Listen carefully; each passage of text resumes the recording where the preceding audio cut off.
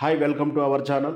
భారతదేశంలో అత్యుత్తమ పురస్కారాల్లో ఒకటైనటువంటి పద్మవిభూషణ్ అవార్డు మన తెలుగు నటుడైనటువంటి మెగాస్టార్ చిరంజీవికి రావడం చాలా సంతోషదాయకం.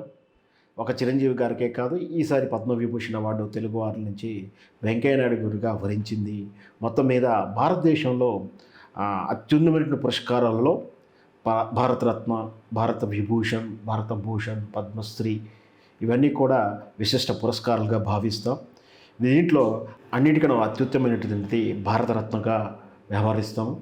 అవార్డులన్నీ కూడా సమానమైనప్పటికీ వ్యవహారికంగా మాత్రమే కాస్త వ్యత్యాసం ఉన్నప్పటికీ అన్నీ కూడా విశిష్ట అవార్డుగా గ్రహించవచ్చు. మనం భారతరత్న తర్వాత భారత విభూషణ్ రెండవ అత్యుత్తమ పురస్కారంగా పరిగణిస్తాము. ఆ తర్వాత పద్మభూషణ్ అవార్డును పరిగణిస్తాము.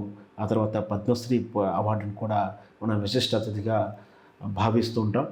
అయితే ఇది భారతదేశంలో అత్యుత్తమైనటువంటి రెండవ అత్యుత్తమ అవార్డు అయినటువంటి పద్మవిభూషణ్ చిరంజీవి గారికి రావడం నిజంగా కూడా ఇటు మన తెలుగు సినిమా ఇండస్ట్రీయే కాదు, తెలుగు యావత్తు ప్రజలందరూ కూడా గర్వించదగ్గ విషయం.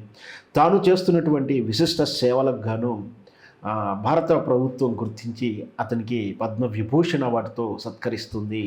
చిరంజీవి గారు ఒక నటన రంగంలోనే కాదు, తాను వ్యక్తిగతంగా చిరంజీవి బ్లడ్ బ్యాంక్ పెట్టి రక్త శిబిరాల ద్వారా ఎంతోమంది ప్రాణాలను కాపాడగలగడం. దాంతోపాటు మనం చూసాం ఈ కరోనా సమయంలో తన సినిమా పరిశ్రమ కార్మికులే కాదు ఇతరత్రులు కూడా చాలా ఇబ్బంది పడుతున్నారని తనకెందుకులే అనుకోకుండా బయటికి వచ్చి దాన్ని మోటివ్ చేస్తూ అందరికీ అన్నదాన శిబిరం కానీ, నిత్యావసర వస్తువుల పంపిణీ కానీ, ఇలా చిరంజీవి గారు చేసినటువంటి వివిధ రకాల సేవా కార్యక్రమాలు, కళారంగానికి చేసినటువంటి సేవారంగం, ప్రజలకు చేసినటువంటి ఇట్లాంటి సేవా కార్యక్రమాల వల్ల అతనికి ఇంతకన్నా గొప్ప పురస్కారం ఏముంటుంది చెప్పండి.